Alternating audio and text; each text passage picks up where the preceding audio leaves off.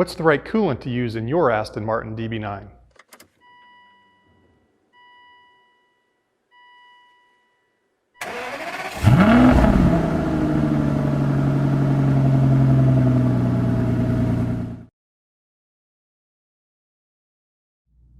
In this episode of Aston1936.com, I'm going to cover what engine coolant we should be using in our Aston Martin DB9s, and it even applies to other Gaydon cars. This is the V12 engine I'm going to be talking about most specifically. I thought I would start by actually opening the glove box owner's manual and seeing what they say. And if you open this up and switch back to the fluids and capacities page, it says engine coolant. A 50-50 mix of Havoline OAT, O-A-T, coolant. With a warning, do not mix oat antifreeze and glycol-based antifreeze. So I'll go into that in a bit. I'm going to take a look at the official Aston Martin Workshop manual. This is the manual that the technicians use, and it says exactly the same thing. Use Havoline OAT extended life coolant. So I thought I might reach out and ask Mike at Bamford Rose. Bamford Rose is an independent Aston Martin specialist in the United Kingdom.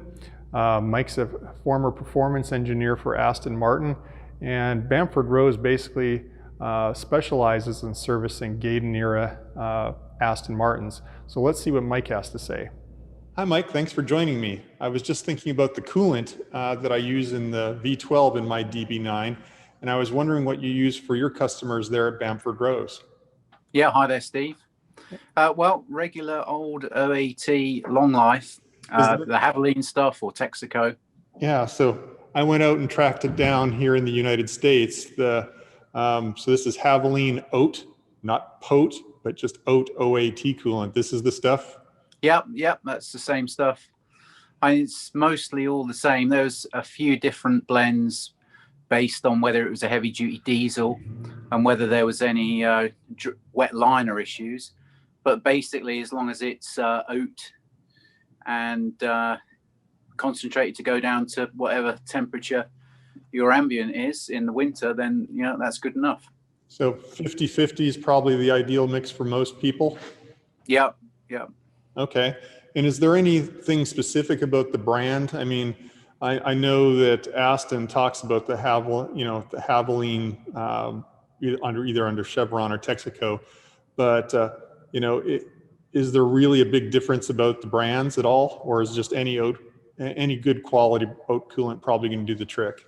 Well, it's for an Aston sports luxury car, so I'd always buy a good brand, but there's no need to be too brand or label snobbish about it. An oat formula is an oat formula. There's not really any additives or anything special in any one blend over another. If I'm like at the roadside or, I'm on a trip and I find that I'm a liter down, can I just top up with any old, like another oat coolant and just, topping off half a liter or a liter? Would there be any problem with that if I mixed brands? Probably.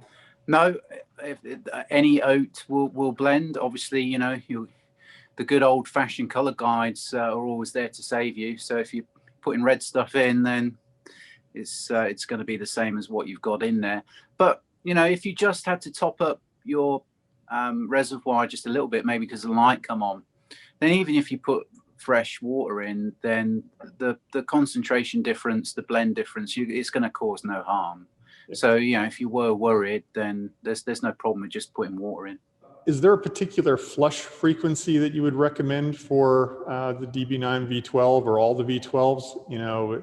I think I read somewhere it might be every 4 years, but what do you follow for a flush frequency? The prescribed factory service schedule was every 5 years. As you know, if you flip through your book, you've got that 10-year cycle of consumables, and over each year, you change different consumables. So coolant was supposed to be year 5, year 10, which is like every 50K or 100K. But the oat long life stuff, really is much, much longer life than that. And if on an Aston you don't drain the coolant out before your 5 years is up, you've done quite well. So if you didn't have a failed thermostat or a failed hose, then at some point in that 5 year interval, it's highly likely that the coolant has already been out. So we don't routinely do it at year 5, year 10. We always ask customer if they'd like to follow the prescribed schedule. You know, it's their car, their choice. So we do that, and there are some that do, or most go for our sort of pragmatic suggestion based on mileage and previous history. So maybe if I knew that a car had never had its coolant changed before, and especially if we come up to year 7 and the mileage is quite high and you might be considering spark plugs, then I'll probably group it with that sort of major works then. Yeah, so combining it, you know, for a major service or a service where I'm underneath, where I've got the under tray off. Well, if I've got the under tray off, now I've got a lot of the effort out of the way already, so I might as well do the coolant flush at the same time. Is it the same coolant for all the Gaydon era cars, the Vantage, the DBS, the Rapide, the Vanquish? Yeah, those Gaydon era cars it is. DB7 wasn't originally, got to be careful on that.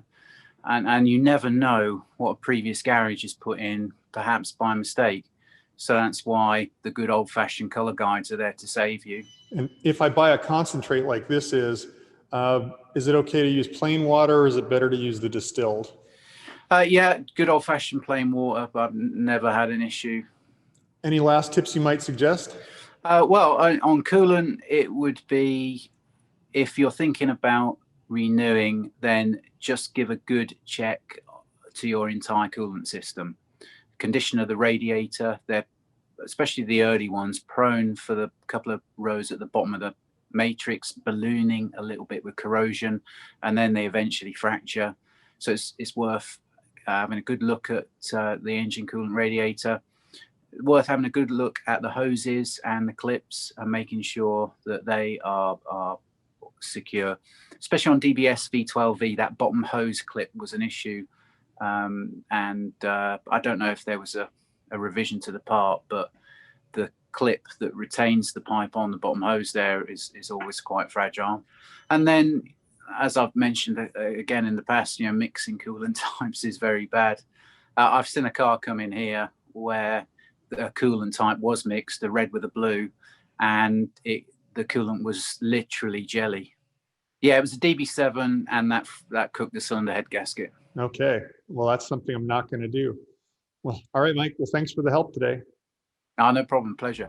Well, that makes it pretty clear. My recommendation then is to use Havoline Extended Life Coolant, XLC, is how they abbreviate that.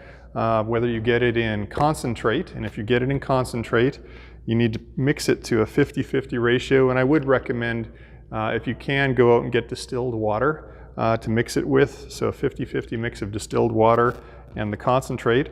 Or if you get it in the white bottle, that's the premix, that's 50-50 already, you don't have to bother with the distilled water. If you can't track down the Havoline oat, then I would suggest you find some other high quality brand oat, OAT coolant, and use that.